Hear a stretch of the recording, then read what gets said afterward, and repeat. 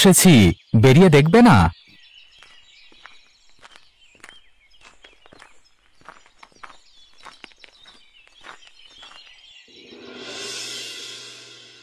এটা তুমি কি করেছো? আমাকে ঘরে রেখে তুমি নতুন বউ এনেছো কেন? আমি কি তোমাকে সুখ দিতে পারিনি? ওরে রতন, তুই কি সর্বনাশ করলি! ঘরে তুই নীলিমার মতো মেয়েকে রেখে কোথা থেকে একটা বউ জুটিয়ে আনলি?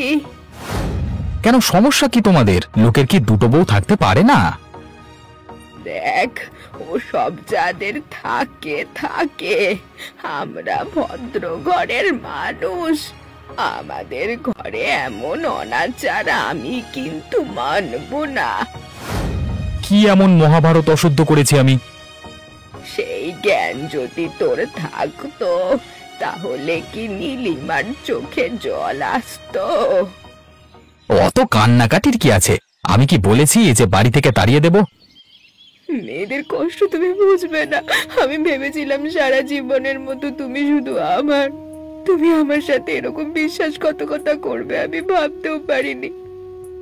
তোকে আমার ছেলে পরিচয় দিতে লজ্জা করে এমন কুলাঙ্গারকে পেটি ধরেছিলাম, এটা ভাবতেই আমার ঘেন্না হচ্ছে। আরে আপনাদের এত কষ্ট পেয়ে নাটক করার কারণটা কি? ওসব রাখুন তো, যা হওয়ার হয়ে গেছে। আমি এখন এই ঘরের বউ, আমাকে মেনে নিতে শিখুন। বেশি কথা বললে জেটিয়ে দুজনকে তাড়াবো।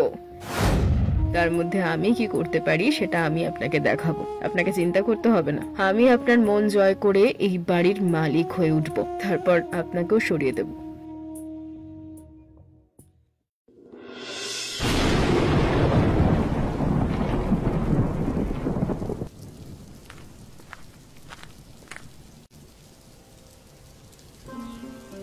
মা, আপনার জন্য খাবার এনেছি, আপনার পছন্দের খাবার। অত শোয়া করার কি হয়েছে শুনি? শুনেছি আপনি বর্ষার সময় বেগুনের ভর্তা দিয়ে ভাত খেতে ভালোবাসেন, তাই আমি নিজের হাতে আপনার জন্য বানিয়ে এনেছি। আমি যে বেগুনের ভর্তা খাই বর্ষায়, তোমায় কে বলেছে? আপনার ছেলে। এই বাড়িতে ঢোকা মাত্র এত কথা জেনে ফেললে আমার সম্বন্ধে? একজন তো এত বছর থেকেও কিছু জানতে পারলো না। কে কি জানে কি জানে না সেটা আমি জানি না, তবে ছোটবেলা থেকে আমি আমার মা বাবার থেকে অন্য শিক্ষা পেয়েছি। আমি শিক্ষা পেয়েছি কিভাবে গুরুজনকে আদর যত্ন করে ঠিক রাখতে হয়। তাহলে তোমাকে যতটা খারাপ ভেবেছিলাম তুমি ততটা খারাপ নও। আপনারা কেন বলুন তো মানুষকে সবসময় খারাপ ভাবেন? আমি তো খারাপ হওয়ার কথা কোনোদিন কল্পনাতেও ভাবিনি। তাহলে তুমি কি চাও? আমি চাই আপনাদের সবাইকে নিয়ে সুখে সংসার করতে। তাড়াতাড়ি খেয়ে নিন, ঠান্ডা হয়ে যাবে। সেটা তো পরে দেখা যাবে, সময় বলবে তুমি কতটা ভালো সংসার করতে পারো।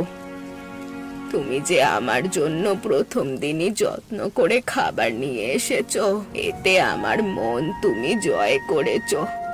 আসলে আমার প্রথম বৌমা তো এত বছর থেকেও কোনো যত্ন করেনি, তাই। আপনি চিন্তা করবেন না একদম, এখন থেকে আপনার সব যত্ন আমি করব, আপনাকে কিচ্ছু ভাবতে হবে না।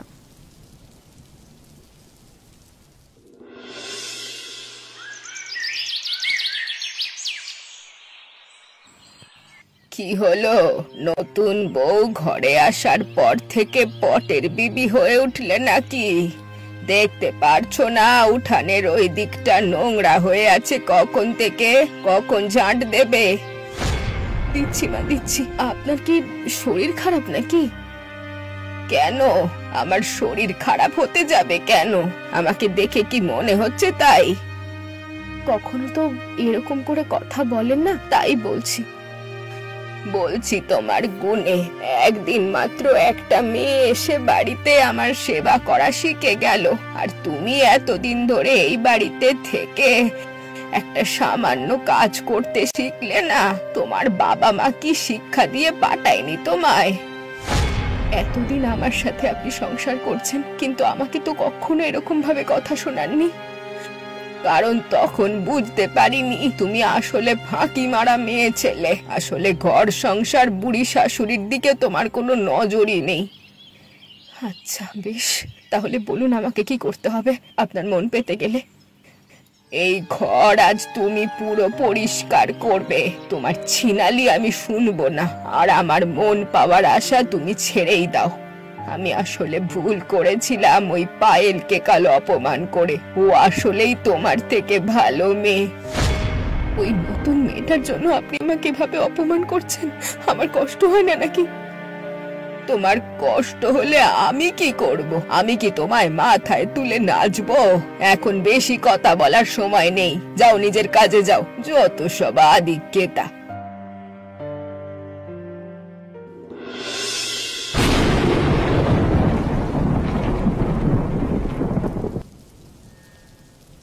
বলছি যে তোমার পুরনো বউ যে কত গুণধর সেটা তো দেখতেই পাচ্ছি। কেন, কি করেছে সে? নীলিমা কিছু করেছে নাকি? কেন, পুরুষ মানুষের সংসারের খোঁজ রাখতে পারো না তুমি? তুমি দেখতে পাও না মায়ের কষ্ট? মায়ের কি হয়েছে? কই, আমি তো কিছু জানি না। তোমার মা যে এতদিন নীলিমাকে মেনে নিয়েছে এটাই অনেক ভাগ্য, সেটা চোখে দেখতে পাওনি? আমি যদি না আসতাম তাহলে তো সংসারটা একেবারে ভেসেই যেত। কি হয়েছে একটু পরিষ্কার করে বলবে? দেখো, সকালবেলায় ঘর থেকে বেরিয়ে যাও আর ঘরের কোনো খোঁজ রাখো না তুমি, তাই জানতেও পারো না তোমার মায়ের উপর কি অত্যাচার করে ওই মেয়েটা।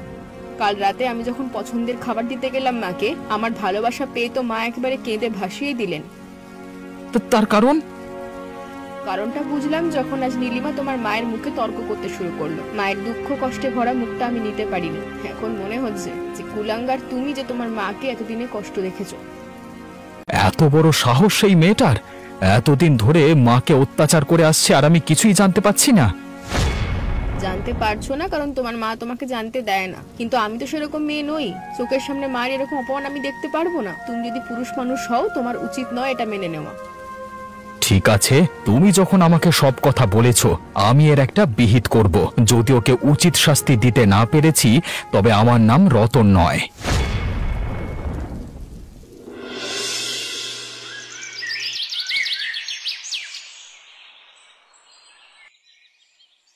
বলছি, তুমি যে এরকম একটা অমানুষ সেটা তো জানতাম না। কেন, কি করেছি আমি? তুমি যে আমার অসহায় মায়ের উপরে একরকম অত্যাচার করো সেটা তো আমার জানা ছিল না। আমি আমার শাশুড়ি মায়ের উপর অত্যাচার করব, এটা তুমি কখনো ভাবতে পারো?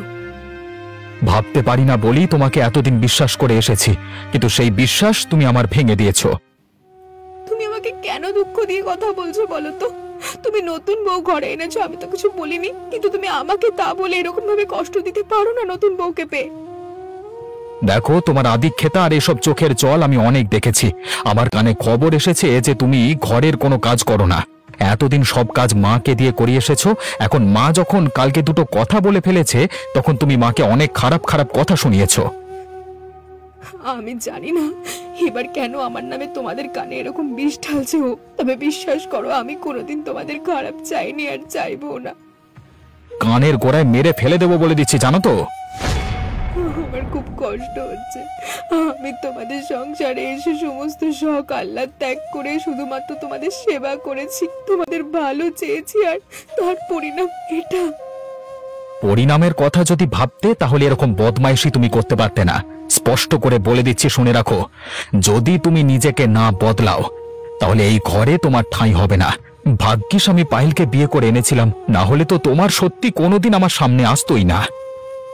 ওগো, তুমি এরকম করে বলো না আমাকে, আমি তোমার দুটো পায়ে পড়ছি। চুপচাপ ঘর থেকে যখন বের করে দেব ভালো হবে কি? একদম মুখটা বন্ধ করে থাকো, বুঝলে?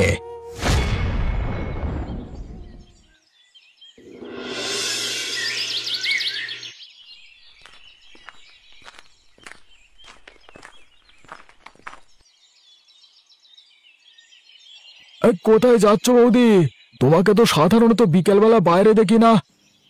আজকাল বর্ষার দিন এসেছে, তাই শাশুড়ি মায়ের পছন্দের বেগুন আনতে যাচ্ছি, ভর্তা বানাবো। একটা কথা বলবো তোমাকে। কি কথা বলো? আজকাল তোমাকে বড্ড চিন্তিত মনে হচ্ছে। আগে তো তুমি এরকম ছিলে না। হয়তো আগের জন্মে কোনো বড় অপরাধ করেছিলাম, তাই পাপের সাজা এই জীবনে পাচ্ছি। কি হয়েছে বলো তো? প্রথম কথা তো ঘরে আমার সতীন এসেছে, আর সেই সতীন এসে আমার বিরুদ্ধে সবাইকে উস্কাচ্ছে। যে স্বামী শাশুড়ি নিয়ে আমি এতদিন সুখে ঘর করেছি, আজকে তারা আমাকে যেন মারতে পারলে বাঁচে। এখন একটাই উপায় আছে তোমার হাতে। কি উপায়? মরে যাওয়া? আরে মরে যাওয়া কোনো সমাধান নয়, তুমি নিজেকে স্বাবলম্বী করে তোলো, নিজের পায়ে দাঁড়াও, তাহলে কেউ না থাকলেও নিজের মতো করে জীবনটা বাঁচতে পারবে, বুঝলে? দেখা যাক উপরওয়ালা কি চান, আমি তো শুধু তার ভরসাতেই আছি।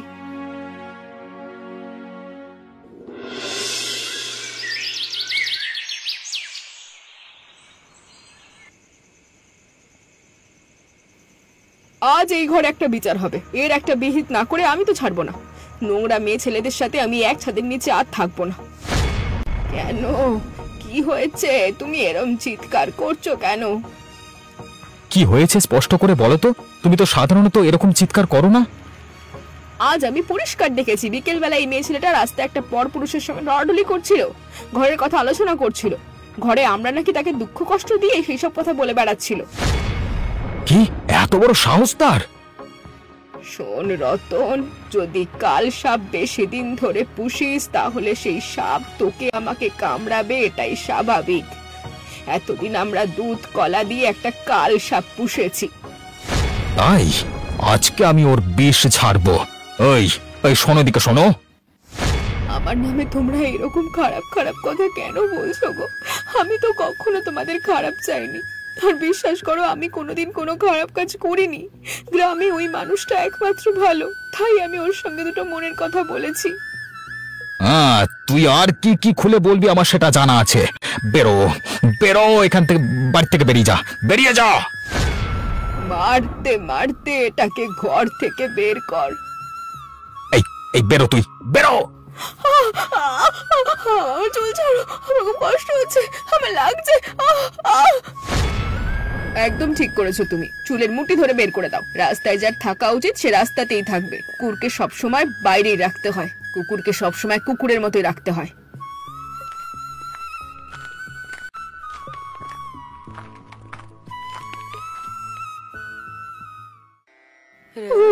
আমি কি অপরাধ করেছি তোমাদের কাছে? এই রাতের বেলায় আমাকে ঘর থেকে দাঁড়িয়ে দিলে কেন? কেন করলে আমার সাথে এরকম? এবার আমি কি করব? এই অন্ধকারে কোথায় যাব? হায় হায় হায়।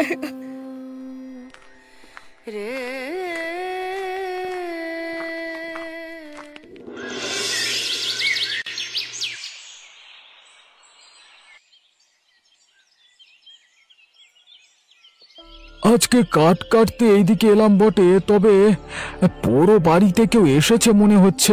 এই বাড়িতে আবার কে আসবে, দেখি তো গিয়ে।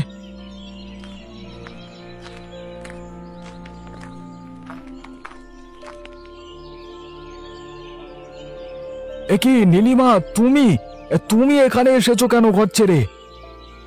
আমাকে কাল রাতে ওরা বাড়ি থেকে তাড়িয়ে দিয়েছে অপবাদ দিয়ে। আমি নাকি একজন দুশ্চরিত্রা নষ্টা মেয়ে ছেলে।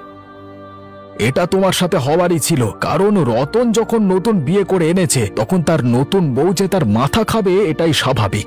আর তুমি পুরনো, তাই তোমাকে তাড়িয়ে দেওয়া হবে, এটা খুবই সাধারণ ব্যাপার। তাহলে আমি কি করতে পারি? আমার মৃত্যু কেন হয় না? শোনো, মরে গেলেই সব সমস্যার সমাধান নয়। মনে আছে তুমি একবার আমাকে মুরগির ঝোল বানিয়ে খাইয়েছিলে? হ্যাঁ, মনে আছে, সে তো অনেকদিন আগের কথা। আমি বলছি এই বর্ষার দিনে বাজারে তুমি মুরগির ঝোলের দোকান দাও, আরে লোকের দারুণ পছন্দ হবে। আর তুমি যখন স্বাবলম্বী হয়ে উঠবে তখন আর কোনো চিন্তা থাকবে না, কারোর উপর ভরসা করতে হবে না তোমাকে। ঠিক বলেছো, তোমার সাথে কথা বললে বেঁচে থাকার একটা নতুন দিশা পাই জীবনে। আমি সেই কাজটাই করব। তুমি আমাকে একটু সাহায্য করবে? আমি সব সাহায্য করে দুদিনের মধ্যে তোমার দোকান শুরু করে দেব। ততদিনে বৃষ্টিটাও বেশ ভালো করে এসে যাবে, আর আমাদের ব্যবসাটাও জমে যাবে। দেখো, সারা গ্রামের লোক তোমার সুখ্যাতি করবে। দেখা যাক ভাগ্য ফেরে কিনা।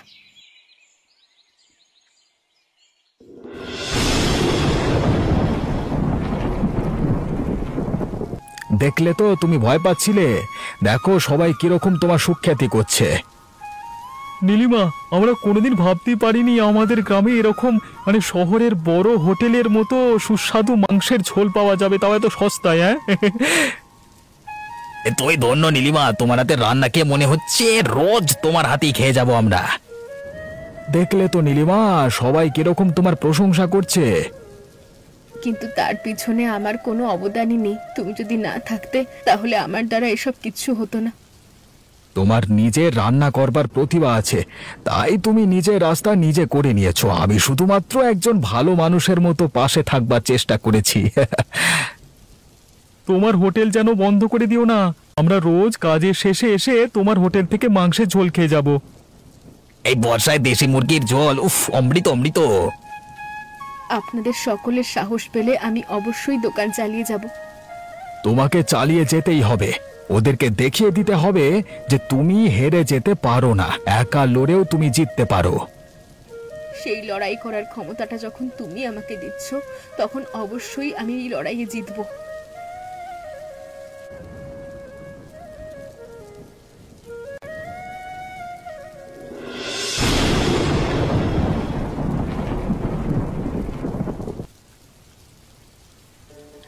আচ্ছা, পরিচয় করিয়ে দিই তোমার সাথে পায়েল।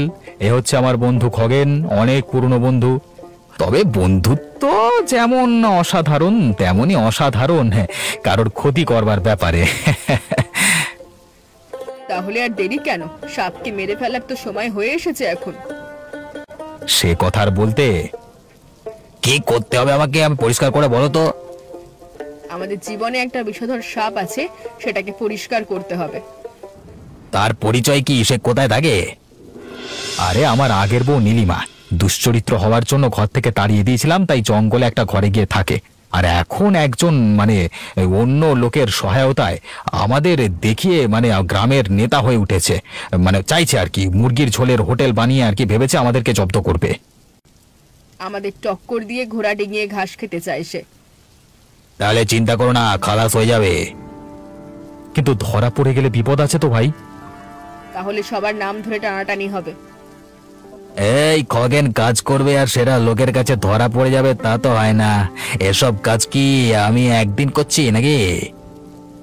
তোকে বিশ্বাস করি বলি তো এত বড় কাজের দায়িত্বটা দিচ্ছি।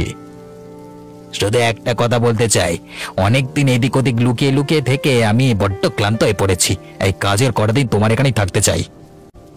ঠিক আছে, কোনো অসুবিধা নেই। ওই মেয়ে ছেলেটার ঘর তো এখন ফাঁকা পড়ে থাকে, তুমি ভালো করে কাজ মিটিয়ে নাও, ওখানেই থাকবে। তুই চিন্তা করিস না, তোর যতদিন ইচ্ছে তুই থাকতে পারবি।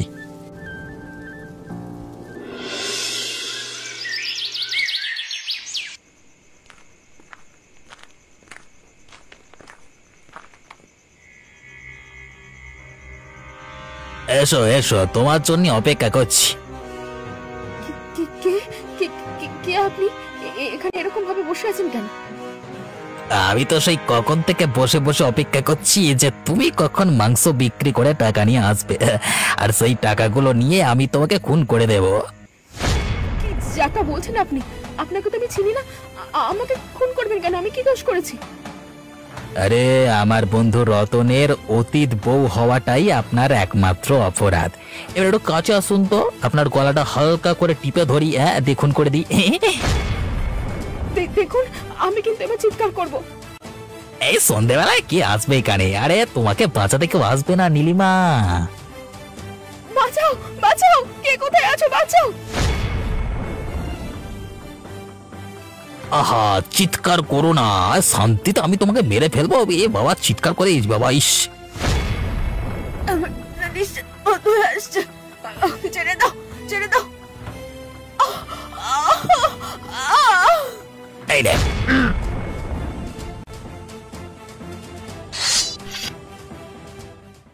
ব্যাস খেল খালাস। এখন এই মুরগির ঝোল বিক্রি করবার টাকাও লাভ, আর রতনের পকেটও মারবো ভালো করে। যাই যাই, গিয়ে সুখবরটা দিয়ে আসি। দেখুন বাবু, আজকে গ্রামেতে যে ঘটনা ঘটে গেছে সেই ঘটনাটা আমি ভালো করে জানি যে এটা পরিকল্পিত খুন, আর সেই খুনের তদন্ত করে সমাধান করতে হবে আপনাকে। নীলিমা যে খুন হয়েছে সেটা তো জানি, কিন্তু তদন্ত করে শাস্তি দেওয়া অনেক লম্বা ব্যাপার। তাহলে কি আপনি বলছেন আপনি অপরাধীদের ছেড়ে দেবেন? আমি তো সেটা বলিনি, কারা করেছে সেটা তুমি জানো। খুব ভালো করে জানি। বলো দেখি শুনি। ওই রতন সব নষ্টের গোড়া। প্রথম পক্ষের নীলিমা থাকতেও দ্বিতীয়বার বিয়ে করে এনেছে পায়েল বলে মেয়েটাকে, আর সেই পায়েল মেয়েটার সাথে চক্রান্ত করে প্রথমে নিজের মায়ের মাথা খেয়েছে, তারপর ওরা দুজনে মিলে পরিকল্পনা করে মেয়েটাকে ঘর থেকে তাড়িয়ে দিয়েছে। কিন্তু খুনটা কে করেছে? তাড়িয়ে দেওয়ার পর যখন খেতে পারছিল না মেয়েটা, তখন আমি ওকে বলেছিলাম মুরগির ঝোলের হোটেল করতে। সেটা দেখে হিংসেতে জ্বলে বাইরের গ্রাম থেকে ওরা ওর খুনি বন্ধু খগেনকে ডেকে নিয়ে এসে খুন করিয়েছে। তাহলে ওদের জবাবটা ওদেরকে ওদের ভাষাতেই দিতে হবে, তাই তো? কি করবেন ভাবছেন আপনি বলুন তো? গোপনে গ্রামের লোকেদের সব জানিয়ে উত্তপ্ত করে রাতের বেলায় ওদের বাড়িতে হামলা করা হবে। এমনিতেই সবাই রেগে রয়েছে ওই সৎ মেয়েটার মৃত্যুতে। আপনি কোনো চিন্তা করবেন না, আমি ব্যবস্থা করে ফেলছি।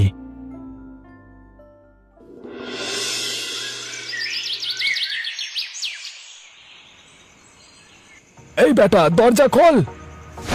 দরজা খোল, না হলে সবাই ভেঙে দেবে তোর বাড়ি। যদি বাড়ি থেকে না বেরোয় তাহলে আগুন লাগিয়ে দেব, সবাই মিলে পুরে মরুক ভেতরে। ঠিক বলেছ।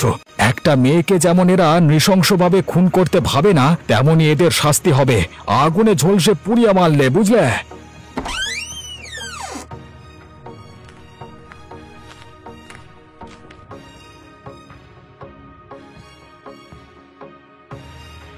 কি হয়েছে? এই পুরো গ্রাম আমার বাড়ির সামনে এসে জমা হয়েছে কেন? হ্যাঁ, আমি করে দোষ করিনি, যা করেছে রতন।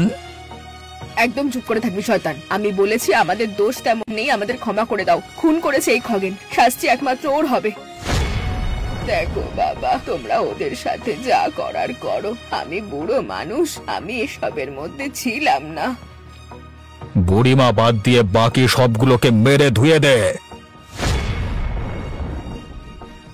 বাঁচাও, মরে গেলাম, বাঁচাও। ওরে ওরে বাবা রে, আর বেরো না, ও লাগছে তো। ওরে ওয়া! ওগো, তোমরা আমার চুল ছাড়ো গো, আমার সব চুল ছিঁড়ে গেল। আর কত চড় মারবে, আমার গাল যে ভেঙে গেল। রতন আর পায়েলকে মারতে মারতে গ্রামের বাইরে বের করে দাও। আমি ভুল স্বীকার করছি, আমার ভুল হয়ে গেছে। আমার দ্বিতীয়বার বিয়ে করা আমার ভুল হয়ে গেছে। নীলিমাকে বাইরে বের করে দিয়ে হত্যা করা। আর কখন এরকম ভুল করব না। এই ভুলের কোনো ক্ষমা নেই, দূর করে দাও গ্রাম থেকে। আর এই শয়তান খগেনকে গাছে বেঁধে মারতে থাকো ততক্ষণ, যতক্ষণ না পুলিশ আসছে। সকালে পুলিশ এসে এর বিচার করবে।